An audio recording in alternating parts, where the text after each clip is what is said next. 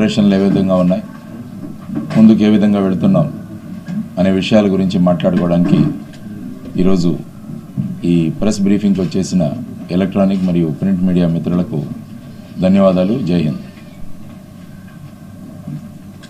Visakhapatnam parliamentary నియోజకవర్గంలో 7 assembly సెగ్మెంట్లు ఉన్నాయి. అది మీ అందరికీ తెలిసిందే. అందులో 2 మా మిత్రపక్షాలైన వామపక్షాలు, అందులో సిపిఐ పక్షానికి అలాట్ చేయడం జరిగింది. విశాఖపట్నం పశ్చిమ, విశాఖపట్నం వెస్ట్ మరియు శృంగవరపుకోట ఎస్ కోట. మిగతా 5 నియోజకవర్గాల్లో, అసెంబ్లీ నియోజకవర్గాల్లో జనసేన పోటీ చేస్తుంది. ముఖ్యంగా గాజువాక నియోజకవర్గంలో జనసేనాని శ్రీ పవన్ కళ్యాణ్ గారు అసెంబ్లీ జనసేన అభ్యర్థిగా అక్కడి నుంచి పోటీ చేస్తున్నారు. ముఖ్యంగా మా ప్రచారం ఇంటింటికి వెళ్ళడం, తర్వాత రోడ్ షోస్, ఈ విధంగా ప్రచార ఘట్టంలో మేము ముందుకు వెళుతున్నాం. కొన్ని ప్రదేశాల్లో చిన్న చిన్న కార్నర్ మీటింగ్స్, కొన్ని చోట్ల ముఖ్యంగా భీమిలి ప్రాంతంలో బహిరంగ సభలు, ఇటువంటివి ఏర్పాటు చేసుకుంటూ మా ప్రచారంలో ముందుకు వెళుతున్నాం. మిత్రపక్షాలైన సిపిఐ, సిపిఎం నాయకులు కూడా ఇంతవరకు వచ్చి, నిన్న రాజా గారు వచ్చారు, నేషనల్ లెవెల్ సిపిఐ ఆయన జనరల్ సెక్రటరీ, ఆయన వచ్చారు. రామకృష్ణ గారు కూడా నిన్న రావడం జరిగింది. ఈరోజు కూడా వారు వస్తున్నారు. అందువల్ల మిత్రపక్షాలతో కూడా మంచి సంఘీభావంతో మా ప్రచార యాత్రలు కొనసాగుతున్నాయి. తర్వాత ప్రతి అసెంబ్లీ కాన్స్టిట్యుయెన్సీలో వారి ప్రాంతాల్లో, వివిధ ప్రాంతాల్లో వార్డు వైజ్గా ఉన్న సమస్యలను గుర్తించి ఆ సమస్యలను జనసేన పార్టీ, మా అభ్యర్థులు ఏ విధంగా వాటికి పరిష్కారాలు ఇస్తున్నారన్నది కూడా మేము ప్రజలకు తెలియజేయబోతున్నాం. ఆ ప్రిపరేషన్ అది కూడా జరుగుతుంది. ఇవి ఒక 2-3 రోజుల్లో ప్రతి అసెంబ్లీకి కూడా మా మేనిఫెస్టో ఏ విధంగా ఉంటున్నదని కూడా రిలీజ్ చేయబోతున్నాం. గాజువాక ప్రాంతానికి పవన్ కళ్యాణ్ గారు 64 పాయింట్లు ఉన్న ఒక మేనిఫెస్టో ఆయన రిలీజ్ చేశారు.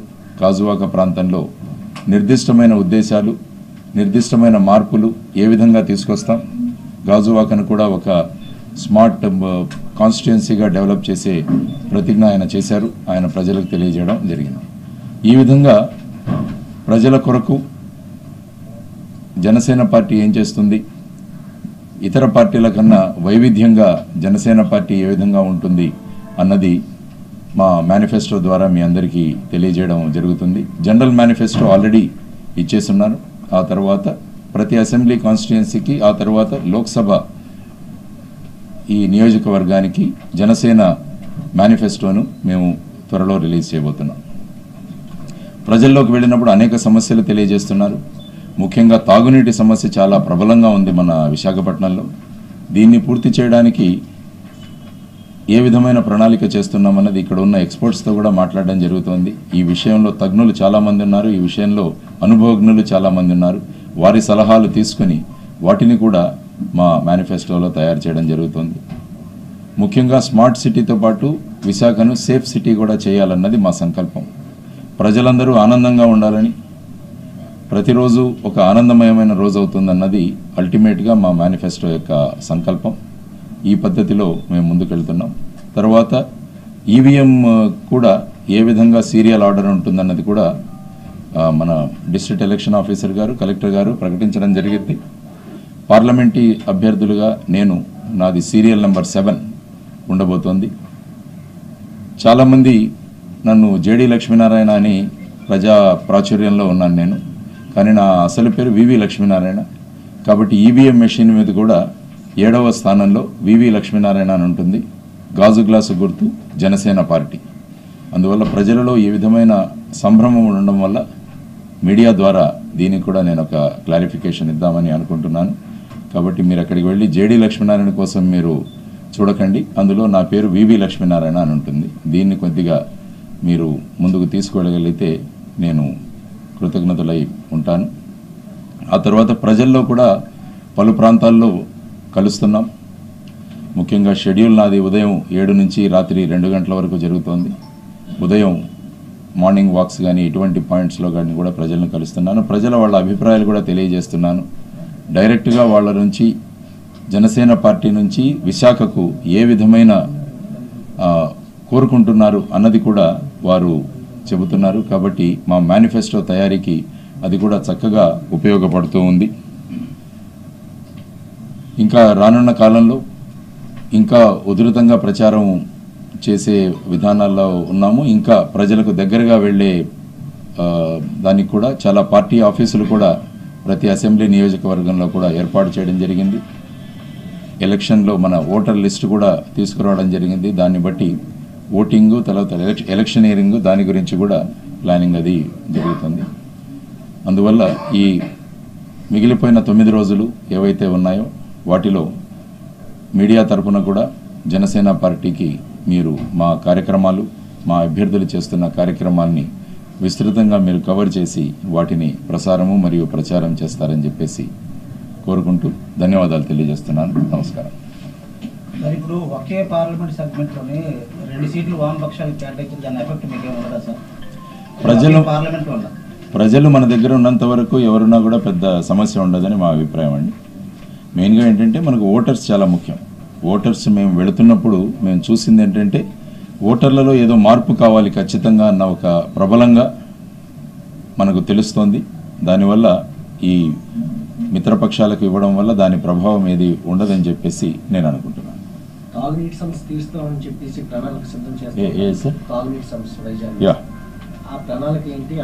ఆ ప్రణాళిక ముఖ్యంగా మా మేనిఫెస్టోలో తెలియజేస్తాం. దీనిలో ముఖ్యంగా మేము అడుగుతున్నది ఏంటంటే పోలవరం లెఫ్ట్ బ్యాంక్ కెనాల్ను ఒకటి ప్రాధాన్యంగా తీయగలగాలి.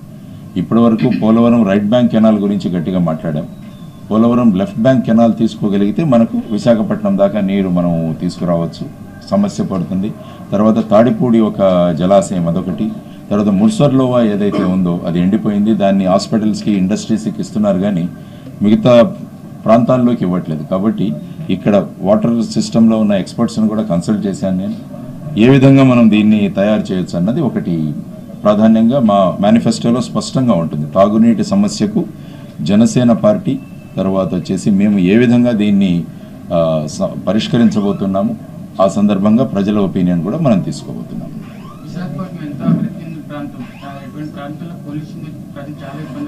అవునండి, పొల్యూషన్ కూడా చాలా ముఖ్యంగా ఉంది. వాహన పొల్యూషన్ ఉంది, ఇండస్ట్రియల్ పొల్యూషన్ ఉంది, పోర్ట్ పొల్యూషన్ ఒకటి ఉంది. ఈ 3 ముఖ్యంగా. పోర్ట్లో ఏవైతే ఇంపోర్ట్స్ ఎక్స్పోర్ట్స్ జరుగుతున్నాయో వాటిని కవర్ చేయడం చాలా ముఖ్యం. తర్వాత వచ్చేసి వాటర్ స్ప్రేయింగ్ కూడా చాలా ముఖ్యం. అదర్వైజ్ ఏంటంటే ఈ పార్టికల్స్ వెళ్ళిపోయి అవి శ్వాసకోశలో వెళ్ళిపోయి అది చాలా ప్రభావితం చేస్తుంది. కాబట్టి అది ముఖ్యంగా. వెహికులర్ పొల్యూషన్ గురించి కూడా మనం మెట్రో ఏదైతే వస్తుందో దానివల్ల కొంత తగ్గవచ్చునని అనిపిస్తుంది. ఇంకొకటి ప్రాధాన్యంగా చేస్తున్నది ఏంటంటే MMTS ఒకటి మొదలు పెట్టాలన్నది ప్రజలు కోరుకుంటున్నారు. మన విజయనగరం ప్రాంతం నుంచి MMTS కనుక మనం విశాఖపట్నం ఎలాగైతే హైదరాబాద్లో MMTS ఉందో దాని ప్రకారం చేస్తే ప్రజలు ఈ వాహనాల ద్వారా వచ్చే సంఖ్య తగ్గిపోయి అది వెహికులర్ పొల్యూషన్ కూడా దాంతో తగ్గిపోతుంది అన్నది ఒకటి. అది కూడా డీటెయిల్గా మనం చూస్తున్నాం. దాన్ని కూడా మనం ఇన్కార్పొరేట్ చేయడానికి ప్రయత్నిద్దాం. ఐ థింక్ కొత్త వలస నుంచి ఇక్కడ వరకు వేయమన్నది ఒక డిమాండ్ ఉంది. సార్, విద్యా వైద్య కోసం ప్రతి ఒక్కరూ కోరుకుంటున్నారు. జనసేన కూడా ఎక్కువ విద్యా వైద్యాన్ని ప్రాధాన్యత ఇస్తున్నారు. ఈ కార్పొరేట్ విద్యా వైద్య విధానానికి రూపుమాపుతారా పూర్తిగా, లేకపోతే ప్రభుత్వాన్ని విద్యా వైద్యాన్ని పెంపొందిస్తూ ప్రతి ప్రభుత్వాలు చెబుతున్నాయి పెంపొందిస్తామని మీరేమైనా ప్రత్యేకంగా ప్రణాళికలు ఏమైనా? దానికి ప్రణాళికలు ఏర్పాటు చేసుకోవడం జరిగింది. దాని మీద డీటెయిల్గా స్టడీ కూడా జరుగుతుంది. మనకి ఏ విధంగా అయితే ఎలక్ట్రిసిటీ రెగ్యులేషన్ కమిషన్ అని ఒకటి ఉంటుంది. ఎలక్ట్రిసిటీ రెగ్యులేషన్ అదేంటంటే ఎలక్ట్రిసిటీ రేట్ను కంట్రోల్ చేస్తూ ఉంటుంది అన్నమాట. అదేవిధంగా ఇక్కడ ఫీ స్ట్రక్చర్స్ కూడా స్టడీ చేస్తున్నాం. మనం ఏంటంటే కేజీ నుండి పీజీ వరకు ఉచిత విద్య ఇవ్వాలన్నది జనసేన మా కాన్సెప్ట్ అన్నమాట. దానికోసం ఇప్పుడు ఎగ్జిస్టింగ్ ఉన్న ఈ కార్పొరేట్ సంస్థలు, ప్రైవేట్ సంస్థలను ఏ విధంగా వీటిలను తీసుకురావాలి, వీటన్నిటి గురించి కూడా సమగ్రమైన ప్రణాళిక మా మెయిన్ అజెండా ఉంది. సబ్ అజెండాస్ కూడా ఎక్స్పర్ట్స్తో తయారు చేస్తున్నాం. వన్స్ గవర్నమెంట్ ఫామ్ అయిన తర్వాత యాక్చువల్ ప్రణాళిక ఏంటో మేము ఖచ్చితంగా ప్రకటిస్తామన్నమాట. వైద్యానికి కూడా ఇదే అనుకుంటున్నాం. పెద్ద పెద్ద సిటీస్లో లైక్ ఢిల్లీలో చూసి వచ్చాం మేము. ఢిల్లీలో ఇంతకుముందు ఏమైందంటే Ram Manohar Lohia hospital, all India institute of medical sciences, Safdarjung hospitals ఇలా చాలా ఉన్నాయి. వాటిలో ఏమవుతుందంటే చిన్న జ్వరం దగ్గర నుంచి హార్ట్ ఇష్యూస్ వరకు కూడా అక్కడికే వెళుతున్నారు. అందువల్ల అక్కడ ఏం చేయడం జరిగిందంటే 5,000, 10,000 మధ్య పాపులేషన్కి వారి ప్రాంతంలోనే ఒక క్లినిక్ ఏర్పాటు చేయడం జరిగింది. అంటే చిన్న చిన్న ఎయిల్మెంట్స్ ఏవైతే ఉంటాయో వాటి కోసం వారు అక్కడికి వెళ్ళి ఏవైనా రెఫరల్ కేసెస్ ఏవైతే ఉంటాయో అవి పెద్ద హాస్పిటల్కి వచ్చినప్పుడు అక్కడ డీటెయిల్డ్గా వాళ్ళు మంచి వైద్యం ఇచ్చేదానికి కూడా అవకాశం ఉంది. ఇక్కడ నేను నిన్న తిరిగి వచ్చాను భీమిలి, ఆ కాన్స్టిట్యున్సీ ప్రాంతాల్లో మధురవాడ ఇలాంటి చోట ఆ ఫ్లాట్స్ అవి ఉన్నాయి, కానీ అక్కడ డ్రైనేజ్ వ్యవస్థ సరిగా లేదు. దానివల్ల ఎంతోమంది రోగాలకు గురి అవుతున్నారు. కానీ వారు దూర ప్రాంతాలకు లేకుంటే ప్రైవేట్ హాస్పిటల్స్కు వెళ్లాల్సి వస్తుంది. కాబట్టి దీన్ని మనం తగ్గించడానికి ఆ ప్రాంతాల్లో కనుక మనం మంచి క్లినిక్స్, మన గవర్నమెంట్ మున్సిపల్ క్లినిక్స్ కనుక ఏర్పాటు చేయగలిగితే అది చాలా ముఖ్యం. ముఖ్యంగా విశాఖపట్నం ముఖ్య సమస్య ఏంటంటే ఇక్కడ గత 10-12 సంవత్సరాల నుంచి కార్పొరేషన్కి ఎలక్షన్ జరగలేదు. దానివల్ల ప్రజల యొక్క బాడీ ఏదైతే మనం రాజ్యాంగంలో 73-74 సవరణల ద్వారా మనం తీసుకొచ్చామో, అమెండ్మెంట్స్ ద్వారా ప్రజాప్రభుత్వాలు ఏర్పాటుకుంటే ప్రజల యొక్క సమస్యల రిఫ్లెక్షన్ కూడా తక్కువ అవుతుంది. కాబట్టి ఇదొకటి కూడా అనుకున్నాం, ఈ ప్రభుత్వం రాగానే ఎక్కడైతే ఈ ఎలక్షన్లు ఆగిపోయాయో లోకల్ సెల్ఫ్ బాడీస్కి వాటన్ని కూడా ఎలక్షన్స్ నిర్వహించే ఒక ఇది కూడా ప్రణాళిక ఖచ్చితంగా మాలో ఉంది. నేను ఎందుకంటే నేను టీచర్లకు కూడా చెప్తుంటాను, పిల్లలకు పిట్టకథలు చెప్పండి అని. పిట్టకథల వల్ల ప్రభావం ఎక్కువగా పడుతుంది అనమాట. మనం చెప్పాల్సుకున్న విషయం పిట్టకథల ద్వారా ఎక్కువగా పడుతుంది. మీరు కావాలంటే గిజుబాయి అని ఒక టీచర్ ఉన్నారు గుజరాత్లో. ఆయన గిజుబాయి రచించిన పుస్తకాలు ఆయన క్లాస్లోకి వచ్చి పాఠాలు చెప్పేవాడు కాదు, ఓన్లీ పిట్టకథలు చెప్పి సిలబస్ కంప్లీట్ చేసేవాడు. ఆయన క్లాస్లో ఎప్పుడు వస్తారా అని పిల్లలు ఎదురు చూసేవాడు. కాబట్టి ఈ పిట్టకథల ద్వారా లక్ష్మీనారాయణ ఎప్పుడు ఎంపీ అవుతాడా అని ప్రజలు ఎదురు చూస్తున్నారనమాట. కాబట్టి పిట్టకథల ప్రభావం బ్రహ్మాండంగా ఉంటుంది. మనం చెప్పాల్సిన విషయం అర్థమయ్యే రీతిలో తీసుకువెళ్ళడమే. అందుకనే మన దగ్గరే హరికథ, బుర్రకథ ఇవన్నీ మన ఆంధ్రప్రదేశ్లో ఉన్నాయంటే కథలకు ఎంత ప్రాధాన్యం ఉందో మీకు తెలుసుకోవచ్చు అన్నమాట. అది నేను ఎందుకంటే తిట్టుకుంటూ ఇప్పుడు ఏంటంటే మనం మిగతా వాళ్ళు తిట్టుకుంటూ వెళుతున్నారు, మేము కథలు చెప్పుకుంటూ వెళుతున్నాం. దాని ప్రభావం ఖచ్చితంగా ఉంటుందని అనుకుంటున్నాను. అవునండి, జనసేన ఒక నిశ్శబ్ద ప్రభంజనం అండి. చాప కింద నీరు అంటారు, అది మనకు తెలియదు ఎలా విస్తరిస్తుందో అని. ఇది ఒక కార్ చిచ్చులాగా వెళుతుంది. జనసేనాని వచ్చినప్పుడు దా ఉధృతం ఎంతో తెలుస్తుంది అనమాట. కాబట్టి ఆ ప్రభావం జరుగుతుంది. ఒక ఉప్పెన జనసేనాని వచ్చినప్పుడు కనబడుతుంది అనమాట. 88 మినిమం, 175 మ్యాక్సిమం.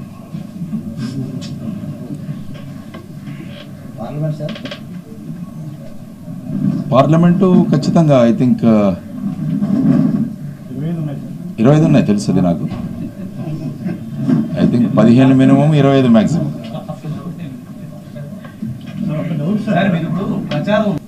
ఎవరిలో అయితే స్టఫ్ ఉండదో వాళ్ళు ఎదుటి వాళ్ళ దీన్ని మా గురించి మాట్లాడతారు. ఎవరిలో అయితే కంటెంట్ ఉందో వాళ్ళ గురించి వాళ్ళు మాట్లాడుకుంటారు. జనసేన దాని దగ్గర ఎంతో స్థోమత ఉన్న పార్టీ. కాబట్టి మన గురించి చెప్పుకునే దానికి చాలా విషయాలు ఉన్నాయి. మన దగ్గర చెప్పుకోలేని విషయాలు ఉన్నప్పుడు ఎదుటివాడి లోపాల గురించి మాట్లాడతాం. ఎదుటివారి లోపాలు ఏంటో ప్రజలకు బాగా తెలుసు. వాళ్ళిద్దరూ మాట్లాడుకుంటున్నారు కాబట్టి వాళ్ళే తెలియజేస్తున్నారు ఏంటి లోపాలు అన్నది. మేము మా గురించి మాట్లాడుకుంటున్నాం. అది జనసేనలో ఎంత సత్తా ఉందో చూపించడానికి అదొక ఉదాహరణ అన్నమాట. సార్, ఒక పక్క వైఎస్ఆర్సీపీ పార్టీ మీరు బీ టీమ్గా ఎక్స్పోజ్ చేస్తున్నారు, మరో పక్క టీడీపీ కూడా మీరు మా వైపే ఉన్నారని కొన్ని సోషల్ మీడియాలో మనమే జనసేన మనతోనే ఉందని కొందరు నాయకులు బలంగా ప్రచారం చేస్తున్నారు. ఈ రెండు వైపుల నుంచి మీ వైపు వేరైతే చూపించే ప్రజల్లో ఒక అయోమయ పరిస్థితి, ఆల్రెడీ వాళ్ళు బీ టీంతో ఉన్నారని ఒక ఫోకస్ని బలంగా తీసుకెళ్తున్నారు. ఇది మీ దృష్టికి వచ్చినా దీని మీద ఏమైనా చర్యలు తీసుకుంటున్నారు? ఎప్పుడైనా మనం ఓడిపోతామని అనిపిస్తే ఇటువంటి అలిగేషన్స్ చేయడం మొదలు పెడతాం. అంటే ఇది స్పష్టంగా రెండు పార్టీలు ఓడిపోతున్నాయని వాళ్ళు ఇండైరెక్ట్గా అగ్రీ చేస్తున్నట్టు తెలుస్తుంది. దీన్ని రససర్ప భ్రాంతి అంటారు. అంటే తాడును చూసి పాము అనుకోవడం.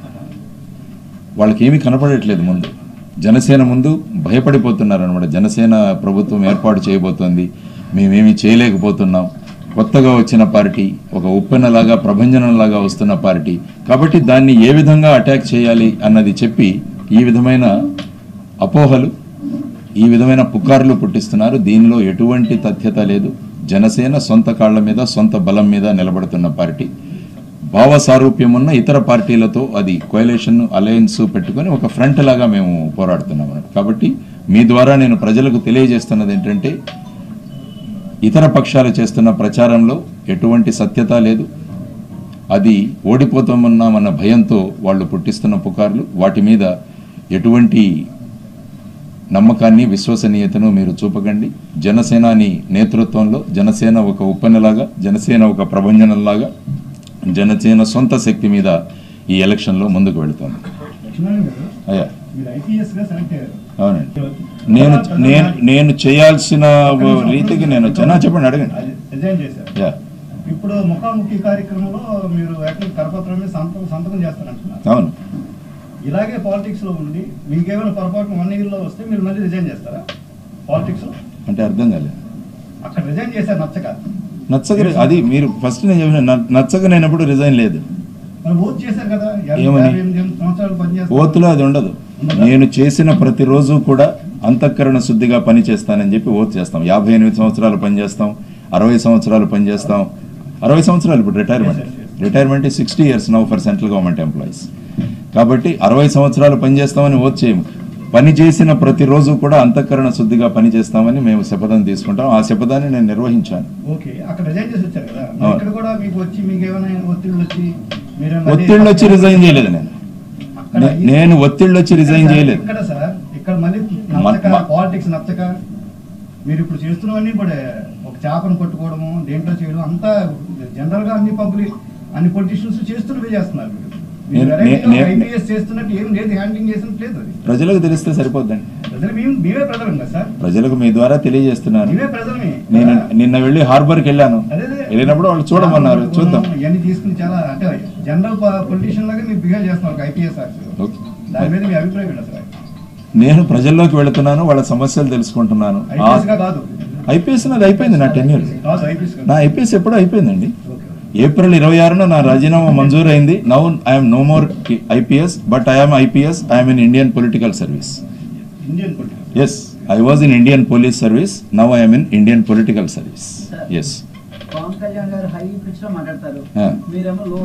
బ్రహ్మాండంగా కుదురుతుంది. అది బ్రహ్మాండమైన ఫ్రీ, అందుకనే మ్యాచ్ అవుతున్నాం. ప్రచారంలో ఉన్నప్పుడు మధ్యతరగతి కుటుంబాలు యువత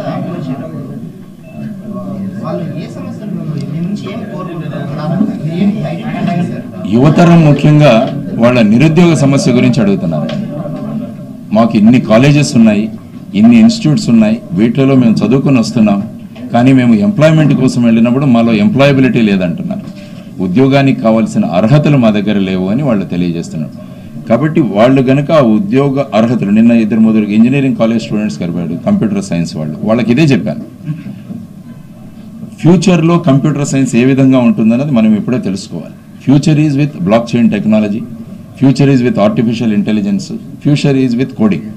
కాబట్టి మీరు సైమల్టేనియస్గా ఈ మూడిటి మీద కూడా మీరు కాన్సన్ట్రేట్ చేయగలిగితే మీ ఎంప్లాయబిలిటీ పెరుగుతుంది అన్న విషయాలు.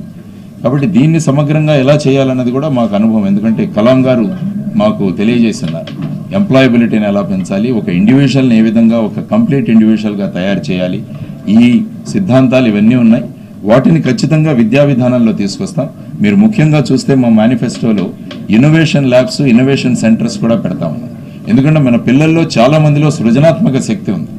ఆ సృజనాత్మక శక్తిని మనం బయటికి తీసుకొస్తే వాళ్ళు సైంటిస్టులుగా తయారవుతారు. వాటి కోసం ఇటువంటి ల్యాబ్స్ అలాంటివి కూడా తయారు చేస్తాం. ఏమండి, ప్రజలకు మేము ఏం చెప్పబోతున్నామంటే, మార్పు తీసుకురావడానికి జనసేన సిద్ధంగా ఉంది. జనసేన మీ ముందు వస్తుంది. కాబట్టి జనసేనను ఎన్నుకుంటే మేమేం చెప్పామంటే, ప్రజాస్వామ్యం అంటే డాక్టర్ బాబాసాహెబ్ అంబేద్కర్ గారు ఏమన్నారంటే, ఎప్పుడు ఓటర్ గెలుస్తాడో అదే నిజమైన ప్రజాస్వామ్యం అంటారు. కాబట్టి ఈ ఎన్నికలలో ఓటర్ను గెలిపించాలన్నది జనసేన యొక్క లక్ష్యం. ఈ 2019 ఎన్నికల్లో ఓటర్ను గెలిపించడమే జనసేన లక్ష్యం. ఇది ఆ 1 సెంటెన్స్లో నేను చెప్పగలను. ఈ వీడియో మీకు నచ్చినట్లయితే లైక్ చేయండి, షేర్ చేయండి. మరిన్ని ఇంట్రెస్టింగ్ అప్డేట్స్ కోసం సోషల్ పోస్ట్ యూట్యూబ్ ఛానల్ని సబ్స్క్రైబ్ చేయడం మాత్రం మర్చిపోకండి. ఎప్పటికప్పుడు వీడియోలు నోటిఫికేషన్గా రావాలంటే పక్కనే ఉన్న బెల్ బటన్ కూడా ప్రెస్ చేయండి. మా సోషల్ పోస్ట్ యూట్యూబ్ ఛానల్ని ఇన్స్టాగ్రామ్, ట్విట్టర్, ఫేస్బుక్లలో కూడా ఫాలో అవ్వచ్చు.